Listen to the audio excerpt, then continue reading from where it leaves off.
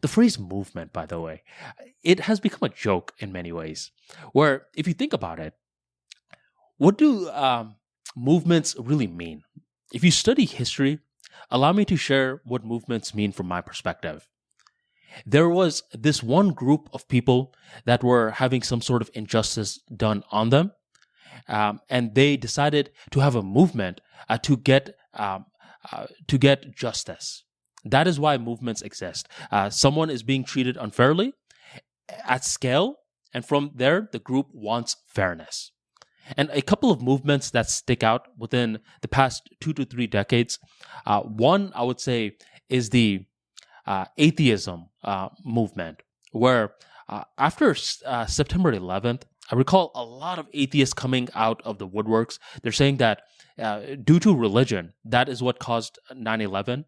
And that message was picking up a lot of traction. A lot of atheists felt as though they were having an injustice done upon them. For the longest time, they felt as though if they told their family, hey, mom, dad, I'm an atheist, then their family would be like, what went wrong? They couldn't pick up certain positions, leadership positions, because they were an atheist.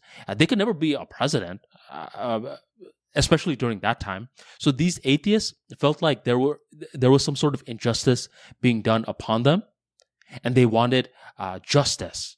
That is the movement formula, from injustice to justice.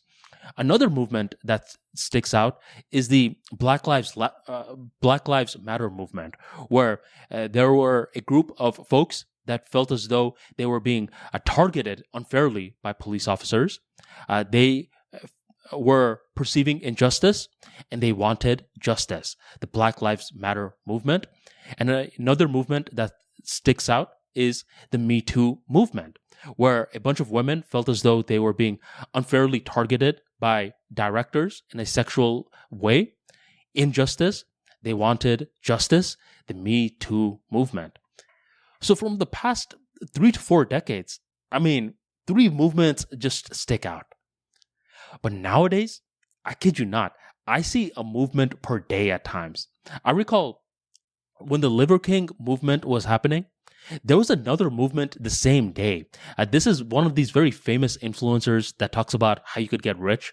And I saw that he released a promo video on his YouTube channel, and he was talking about how the elite are trying to control you, and how if you join his webinar, he's going to show you the movement on how to not be controlled by the elite. So 2 movements on the same exact day.